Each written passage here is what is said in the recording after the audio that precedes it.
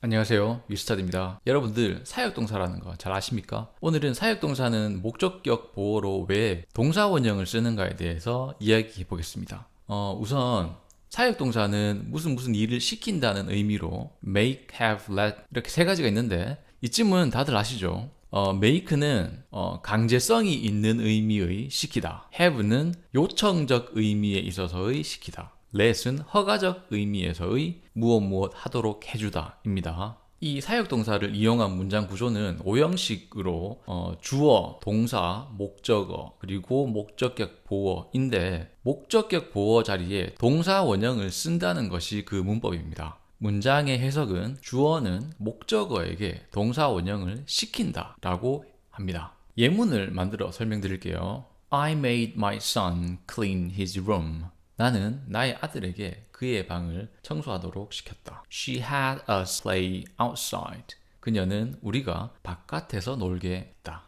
My father let me drive his car. 나의 아버지는 내가 그의 차를 운전하게 해주었다. 어렵지 않죠? 그런데 왜 사역동사는 목적격 보어 자리에 to 부정사나 ing가 아닌 동사원형을 사용할까요? 지금부터의 제 설명은 문법적으로 정립된 내용이라기보다는 제가 영어 공부를 해오면서 혼자 추론한 생각이자 의견이오니 참고하시기 바랍니다. 그러면 우선 to 부정사와 ing의 개념을 다시 한번 정리하겠습니다.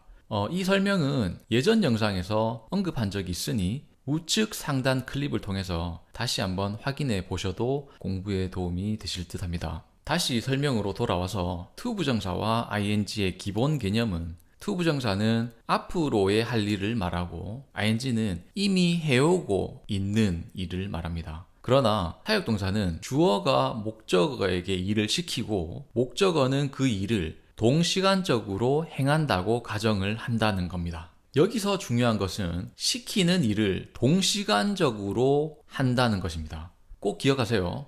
예문을 보며 이해해 보시죠. I made him wait here. 나는 그가 여기서 기다리도록 시켰다. 라고 하면 나는 기다리라고 시켰고 그는 동시간적으로 기다리는 행위를 했다. 라고 보는 거죠. 그러나 I made him to wait here 라고 한다면 내가 그의 시킨 일을 그는 나중에 할 것이라는 의미가 되니 이상한 겁니다. 물론 나중에 하라고 시킬 수도 있지 않느냐라고 의문을 제시할 수도 있습니다. 그래서 제가 앞서 동시간적 발생이라는 것을 강조한 것입니다. 나중에 하라고 시키는 경우에는 order, 명령하다, force, 강요하다, ask, 요청하다 등과 같은 동사를 사용할 수 있습니다. I ordered him to wait here. 나는 그에게 여기서 기다릴 것을 명령했다. I forced him to wait here.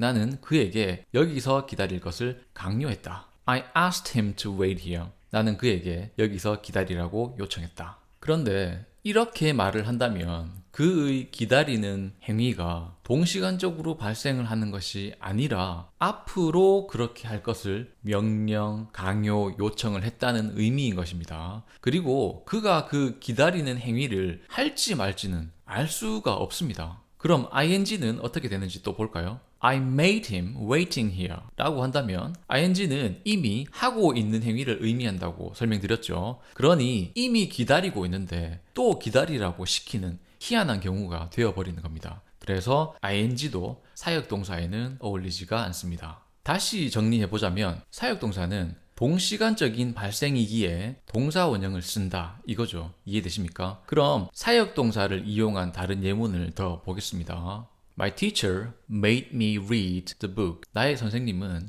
내가 책을 읽도록 시켰다. 선생님은 시켰고 나는 읽었다는 말입니다.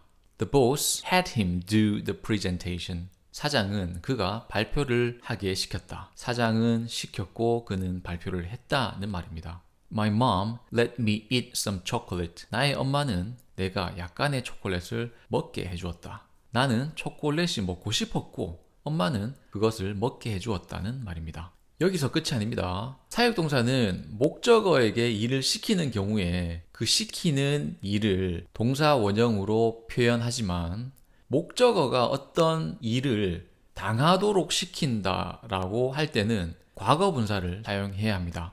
과거 분사의 개념 역시 예전 영상에서 설명드린 적이 있으니 한번 찾아보시고 복습해 보세요. 과거 분사는 무엇 당하는 이라는 형용사입니다.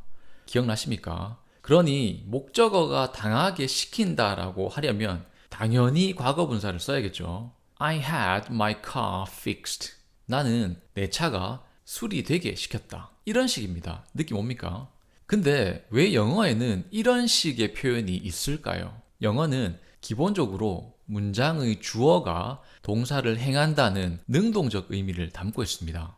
예를 들어 제가 차가 고장나서 카센터 가서 차를 수리했다고 칩시다. 그리고 저는 친구에게 이렇게 말합니다. I fixed my car. 나는 나의 차를 수리했다. 그런데 이렇게 말을 하면 어떤 의미가 됩니까? 제가 앞서 영어는 기본적으로 주어가 동사를 행한다고 했잖아요. 그쵸? 그러니 저 문장은 내가 차를 직접 수리한 게 됩니다. 하지만 사실은 수리하는 사람한테 맡겨서 수리를 한 거잖아요. 그쵸? 그리하여 차가 수리되게 시켰다라는 표현이 생기는 겁니다. 한국말과는 차이점이 분명히 있죠. 왜냐하면 한국말은 내가 직접 안 했어도 내가 했다고 말하는 경우가 꽤 많거든요. 예를 들면 나 머리 잘랐어 라든지 나 이 뽑았어 라든지 맞죠?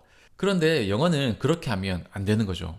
I cut my hair 라고 하면 듣는 사람은 내가 직접 머리를 잘랐다고 오해할 수 있는 거고 I pulled out my tooth 라고 하면 마찬가지로 듣는 사람은 내가 직접 내 치아를 뽑았다고 생각할 수 있습니다. 내가 직접 한 건 아니지만 다른 누군가에게 맡겨서 한 일이라면 이제부터 사역동사를 사용해 보세요. I had my hair cut. I had my tooth pulled out. 내가 직접 집 청소를 하진 않고 다른 사람에게 시켜서 청소를 하게 했다면 I had my house cleaned. 내가 직접 세차를 하진 않고 다른 사람에게 맡겨서 세차를 했다면 I had my car washed. 네, 오늘 사역동사에 대해 같이 공부해 보셨는데 뒤로 워크 V가 이어지니까 오늘 공부한 내용이 얼마나 머릿속에 남아있는지 복습 한번 해보십시오. 그럼 다음 시간에 만납시다. 감사합니다. 위스터디였습니다.